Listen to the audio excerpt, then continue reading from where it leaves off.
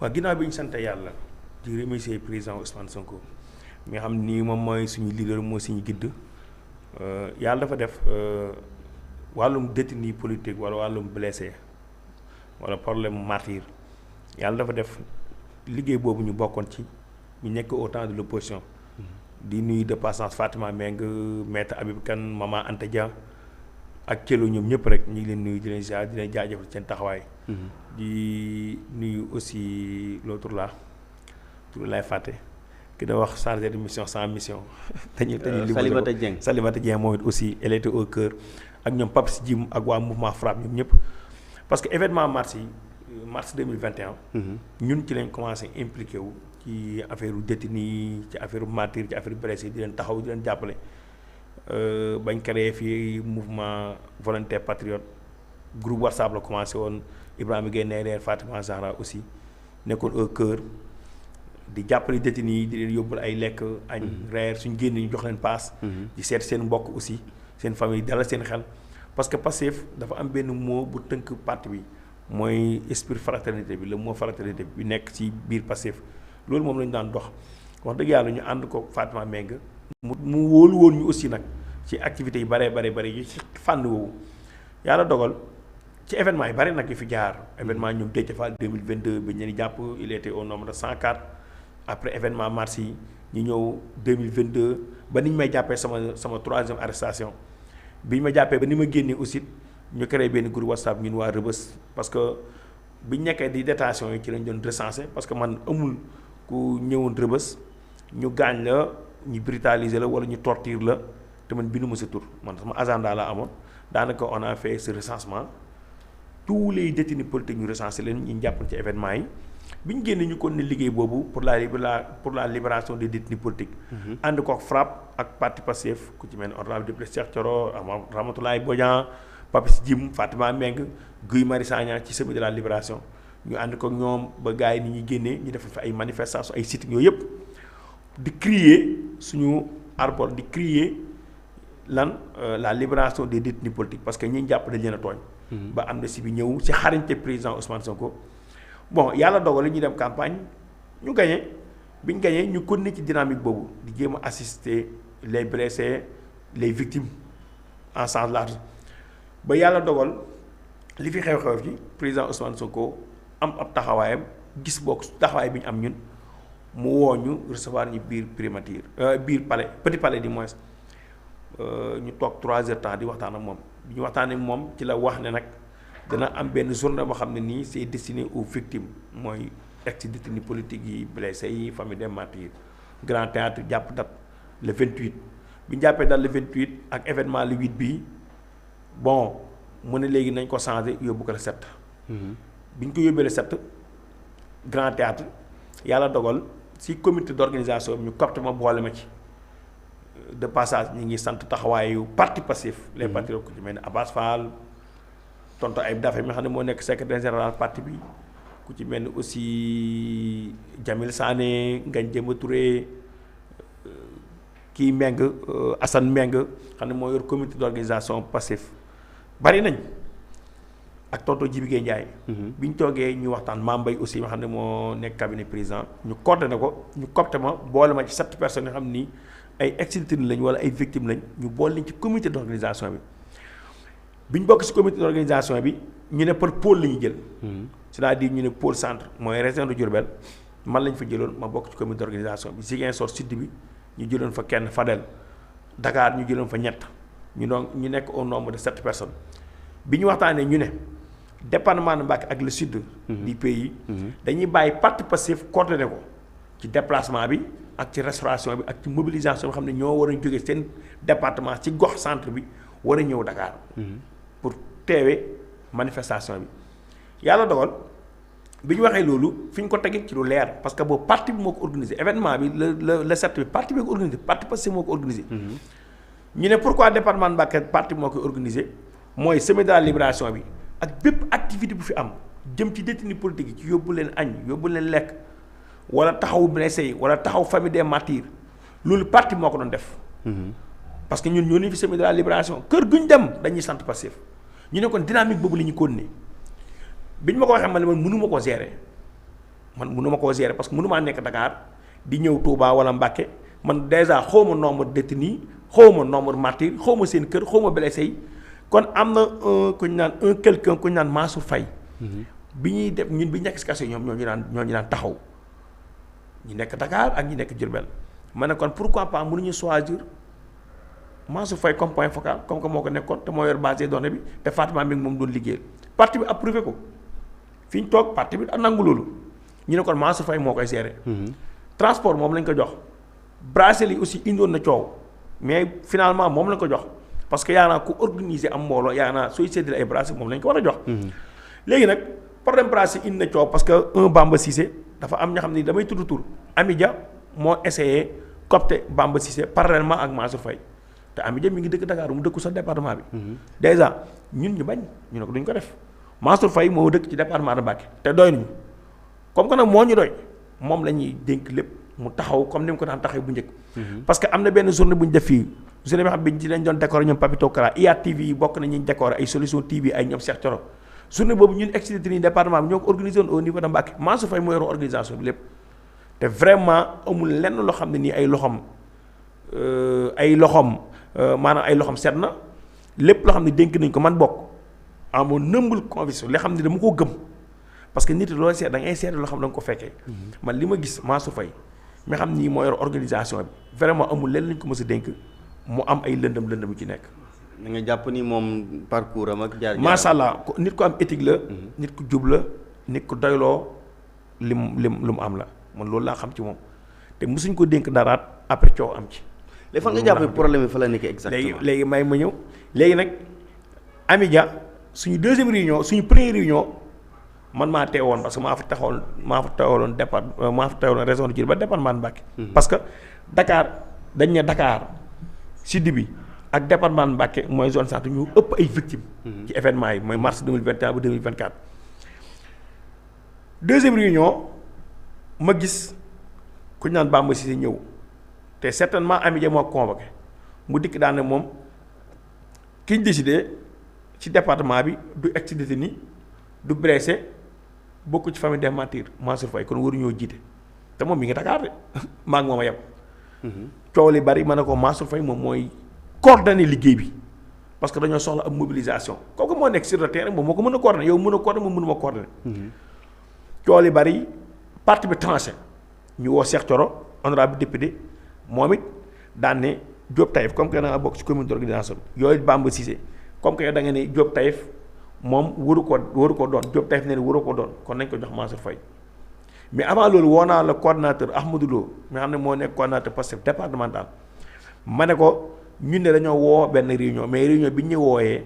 wax dëgg yàlla man uma jot man damaa bokk ci commune d'organisation mais uma jot man di recenser kenn wala def ab mobilisation parce que maa ngi Dakar. te sama liggéey mooy ma aussi may def déplacement di ñëw Mbacké wala Touba Mansour Faye lañ tànn parce que yéen a ngi ci marathon budgétaire bi Ahmadou Lo rafetlu ko ne waaw man de ma jot parce que ñoom dañuy xëy 8h presque ba 23h. kooku kon mënut a coordonné. mais amul lenn lu ma ci riiroo ak Ahmadou Lo amul lenn lu ma ci riiroo ak Ahmadou Lo Mansour Faye it gëm naa ne amul lenn loo xam ne réer na ci Ahmadou Lo wala Serif Diop wala Cheikh Thioro léegi bi problème bi sérieux bi nag mooy lan mooy prise de parole yi dañu ne département Mbacké tànn leen ñett ñooñu kenn lañ ci tànn département bi tànnuñu Bamba Cissé parce que xamuñ ko mosuñ ko gis ay activité lenn lu jëm ci politique ay victimes ay accidents mosuñ ko dee xam. peut-être Amidia moo ko bëggoon a imposer ñun te ñu nañ ko nangu. mais pourquoi Amidia bëgg ko imposer noonu. parce que dafa am benn kuréel guñ teg ñoom tuddee ko CODEPS collectif pour xaw ma lan CODEPS lañ ko tuddee. léegi CODEPS boobu moom amul représentant fii ci département bi déjà mosuñ fee def benn activité mosuñ def lenn loo xam ne jëm na ci victimes yi expliqué yooyu. mais événement boobu lañ bëggoon a wane seen bopp bëgg na léegi comme kii moom moo ne présentant CODEPS kon moom la ñuy jox mu wax ci turu département bi ma ne ko du ci dal ñun ñëpp it aussi dans l'unanimité kenn d'accord ci parce que ñun xam nañ kooku su jëlee kàddu la muy wax responsabilité ñun ñëpp la te mën na fee dàgg sant nit mën na fee def ay règlement de compte te loolu gàcce la ñun ñëpp parce que kooku day wax ci turu Cheikh Thioro wax ci turu Ahmadou Lo wax ci turu Diop Taïf wax ci l'ensemble des victimes du département de Mbacké man foofu laa opposé ma ne du wax suñu tur doonte man du ma wax moom du wax suñu tur nañu tànn keneen nag moom li mu bëggoon xam nga lan la. moo ko as jaxate mooy kenn du wax ci région de Diourbel. kenn bañ a wax xam nga loolu kon humiliation la yow ñun la yow léegi mënoo wax léegi dañuy tànn kenn nga ne non yow soo waxul kenn du wax xam nga loolu c'est du n'importe quoi. loolu su amoon mooy xas la région de Diourbel bépp la ñuy xas mais rawatina département Mbacké kon ñi mëtuñ liñ doon te ñu ne dañoo nekk ci parti boo xam ne nii vraiment dañ ko structuré dañoo am ay kilifa. mais xanaa kon yéen waajur leen discours tënk ni lii lañ ci la ñu yor point yi. problème boobu moo am parce que dañoo jàpp ba nit ñi toogee ci salle bi ba nit ñi commencé cérémonie bi. Bamba Cissé moom dane kenn du wax moom suuxul kenn du wax la wax ma ne ko nag loolu du ci dal faaw kenn du wax ci laa woo Cheikh Thioro jël sama responsable ma ne ko si Cheikh ma ne ko y a un problème qui se pose. mooy man waxuma soxna Diop waxul di ko jaajëfal aussi soxna si taxawaay bi mu am parce que moom ñaari anti moo am ci département bi ça dafa am ñoo xam dañ leen tëjoon ñu nekk Diourbel am ñu tëjoon ñu nekk Dakar. ñi nekk Diourbel ñoom ñoo njëkk génn bi ñu génn ñoom dañuy def seen groupe mooy les événements du 10 février ñoom ñu jiite soxna Diop déjà. kon moom Bamba Cissé amul légitimité fii du waa Dakar ñoo ko jiite du waa Diourbel ñoo ko jiite. léegi nag comme que man waxuma soxna Diop waxul mu ne moom comme que man waxul kenn da wax ci la Cheikh Thioro dégg affaire bi mu dégg affaire bi daana Diop dinaa ko lijjanti est-ce que d'accord ngeen yéen Bara Ndiaye wax seen tur ma ne ko bien sûr ñun amuñ problème boobu. Bamba Cissé lànk ne Bara Ndiaye di wax suñu tur parce que Bara Ndiaye kenn xamu ko ci affaire détenu yi Bara Ndiaye mës sa plaider cause martyrs yi cause nangam expliqué yooyu booy Cheikh Thioro la expliqué yooyu ma ne ko nag Bara Ndiaye mooy wax suñu tur nag. mais Bamba Cissé kon xanaa dafa am problème bu dox entre moom ak Cheikh Thioro Mbacké wala yéen da ngeen am ay problème personnel yoo xam ni maanaam fee da ngeen fa dikkoon pour def ay règlement de compte. non moom moo am problème ak ñëpp man moo xam nga uma problème ak kenn. mais moom moo am problème ñëpp kooku nag da nga koy woo nga laaj na ko moom ban problème nga am ak gars yi c'est-à-dire nit mën naa am problème ak kenn sax ñu comprendre mais ku am problème ak ñëpp kooku moom moo war a xoolaat boppam ñun amuñ jot ay problème ak Cheikh Thioro wala am problème ak Moula wala Serif Diop. parce que ñun nag on est assez responsable am na ñoo xam ne c'est de la bassesse. ñu nekkul fii téye si teg yooyu moom moo toll ci stade boobu dañ koy bàyyeeg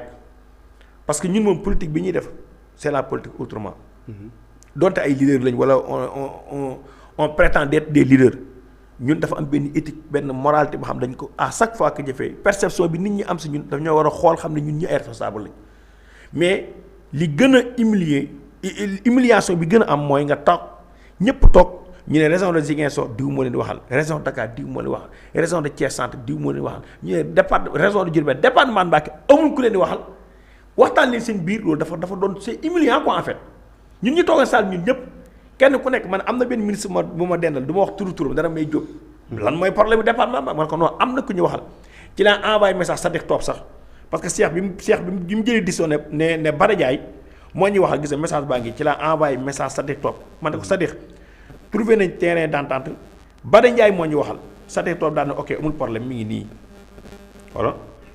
Sadikh Top xoolal dafa activé message éphémère. mais su ko activé na ko gis. man maa ko envoyé message ma ne ko Sadikh Top Bara Ndiaye moom mooy wax suñu turu département de Mbacké. Bara Ndiaye aussi vraiment di ko sant parce que biñ koy wax daanaka matul 30 minutes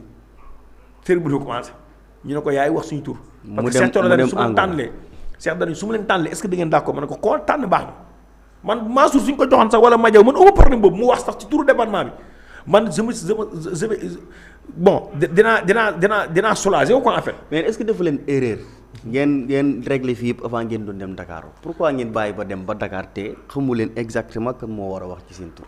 et puis bu fekkente ni Bara Ndiaye noonu la demee kon moom xelu boppam la demee mais nekkul ni yéen boole seen ay idée jox ko pour mu maanaam tënku ci discours boobu pour mën a wax. fekkee li ñuy woote mi ngi si ñun. mooy la doon choix pour la patrie. keneen ku wax rek baax na fekkee la doon choix pour la patrie mi ngi si ñun. position man bi ma am man boog man sëñ Cheikh su noonu Mansour Faye wax damaa ne Mansour Faye mooy wax su noonu Madiaw mooy wax damay d'accord Madiaw wax. su noonu Bamba Cissé nag. mais moom peut-être moom moo am perception boobu c'est-à-dire moom moo am perception bi ne Cheikh Thioro ay booyam lay copte ay booyam la bëgg ñoom la bëgg mettre dans les devants man amu problème boobu man gêné wu mais moom li mu bëggoon moom c'est le pire des cas c'est-à-dire mooy département Mbacké bu kenn wax moom su waxul kenn du wax te affaire bi man muy moom di Soxna Diop di Madiaw di Cheikh Thioro ñun affaire bi c'est au-delà même de l'aspect humain quoi en fait du ay jëmm ñun jaamuñu ay jëmm mais image du département Mbacké région de Diourbel loolu lañu doon sàmm keroog. c'était l'image du département qui était en jeu. imaginez président Ousmane Sonko toog te loolu dafa frappé ñëpp. même bi ma àndee président Ousmane Sonko di ko gungewaat bi ñu demee Petit Palais moo waxaat na ma ko. Ousmane Sonko waaw wax na ma ko. mu ñëwante nee na ma Diop mais gis naa ngeen xëccoo ay kàddu yi man ko xëccoo wuñ kàddoo amul kàddu gu ñu xëccoo ka bëggoon wax suñu tur lañ lànk ne du wax suñu tur président mu ko nuyoo wax na ma ko yéen a Diop yéen gis naa dafa mel ne nu xëccoo ay kàddu ma ne ko noo xëccooñ kàddu de parce que loolu dafa soogee ñëpp lu toll département Mbacké ñu ne noo amuñ ko ñuy wax ñu toog ba ñu ne nañ waxtaan seen biir parce que ñoo xool décider kan moo leen di wax kee braqué ne kenn du wax suñu tur moom suuxul kenn du wax d'accord nii rek mooy cas bi ñu bari nag ñi ma doon laaj lan mooy problème lii képp mooy problème bi mais problème ni kenn moo taxaw barricade ne kenn du wax fekkee moom waxul ci turu département Mbacké kenn du wax mais ñi problème ñu doon wax naan Abbas Fall daf leen harcelé naa leen génn leen fii parce que yor leen bracelet je ne sais pas instant boobu waaw est-ce que non problème Abbas non loolu du problème de loolu à la veille la Abbas comme Bambassé bi ñu jëlee bracelet parce que comme commencé moom moo recensé woon nit ñi war a ñëw yëpp woo ñëpp ba ñi tombé d'accord dinañ dikk def déplacement bi bracelet kon moom moo ko war a mën a séddale non xam nga man maa ngi Dakar Bambassé ngi Dakar ku nekk Dakar nooy séddale ay bracelet yu jógee département Mbacké ñu ne kon c'est paradoxal même ñu ne kon léegi bracelet yi nañ ko jox Mansour moom mu bañ ne bracelet yi moom moo koy séddale léegi nag Abbas Fall ak Ayib dafa jël seen responsabilité daanaka comme que suñu Cheikh Thioro am na kuñ copté woon ba pare muy Mansour Faye pour l'organisation moom la ñuy jox bracelet Majaw ñëw jël bracelet bi mu jëlee bracelet jox ma sama bracelet ma jël jox bracelet Soxna Diop ma jël mu ñëw daal di jox kii nu mu tudd Bamba Cissé ak As Diakhaté seen bracelet ci kanamu Abbas Fall ñu sànni bracelet yi ci la Abbas Fall énervé nag daal di jël bracelet jox leen ko ñu bañ ci la Abbas daal ne ñii dañoo réew suñu joxe bracelet bu leen kenn jox parce que dañoo gedd jox leen ñi bëgg ñëw man loolu laa fa gis comme coow loolu moom bon je parle avec des témoins oculaires ñoo xam ne fekkee nañ bi Abbas Fall di wax ak Bamba Cissé naa ko yow da ngaa réew parce que yow bracelet non seulement waroo ko sànni te yow man mii la lay ñaan ne jëla bracelet nag maa ruus sax jël ko wasamaak sax ay Sëñ Cheikh Thioro lii moom sama kanam la moom je suis témoin moom oculaire mais à part ça moom gisaatuma fa coow bu fa am loo xam ne jóge na ci Abbas xanaa affaire Cheikh Bara Dolly bi waaw muy problème Cheikh Bara Dolly bi jour grand théâtre waaw non problème Cheikh Bara Dolly bi aussi peut-être malentendu moo ci am mais Abbas amul intention pour humilier Cheikh Bara Dolly Abbas moo mag loolu man li ma xam ci moom parce que boo xamee yàgg na Abbas du tey ji laa ko xam du tey ji laa am relation ak moom je le respecte beaucoup parce que dafa am benn res boo xam ne daf ma ko jox dina ma ñe notoire te dama koy delloo mais Abbas man xamee ma ko ay marginaliser nit ay xeeb nit ay tuutal nit déedéet wala ay règlement de compte déedéet dafa am lu ñu waxante réunion bi dañoo takkul ay bracelet non seulement mais takk ay badge ñu ne salon d'honneur bi bureau politique bi ñoo fay toog loolu lañu décidé woon ci réunion bi moom lu ma fekkee la salon d'honneur bureau politique moo fay toog léegi nag soo xoolee am na ay ministres yoo xam ne bokkuñu bureau politique bi ñun ñoo la ak bi ñu ñëwee dañ leen yóbbu directement seen kii ñu toog seen place ñu toog am na ay directeurs xam ne bi ñu ñëwee bokkuñu bureau politique bi dugguñu salle salon d'honneur bi dañu yóbbu ñu toog mais après par la suite il paraît que ne Sëñ Abdou Bakar Bara dafa ñëw bi mu duggee ci salle bi salon d'honneur bi Abbas ak am ni Moustapha ak xuma kan la ñu wax Abbas daan leen noo génn leen parce que dafa am ay règles yu ñu teg daan ne fii dafa am ñu si dugg am ñu fi dugg xam naa ne ñàkkul peut-être bon sëñ bi Sëñ Abdou Bakar Bara Dolly ak la fekk Abbas wax ko loolu bon il se sent vesqué bon mu jàpp dañ ko humilier peut-être mu am benn risque. est-ce que Abbas moo waroon intervenir mu waroon a bàyyi yéen ñu organisation bi. maanaam bu fa am rek. loolu képp la mais gëm naa ne ñoom ay mag lañ te gëm naa ne gérer nañ. gérer nañ quoi ah non gars yi ñoom mag loolu yow tamit. d'accord léegi yow journée bi nu nga ko gisee ndax dañ ko def tardivement ak Ousmane Sonko taxawaayam la fois passée ci journée bi est-ce que yow la nga fa gis convaincre na la. waaw non journée bi moom xam nga président Ousmane Sonko wax na ko yàgg na ko bëgg. bu ñu recevoir Petit Palais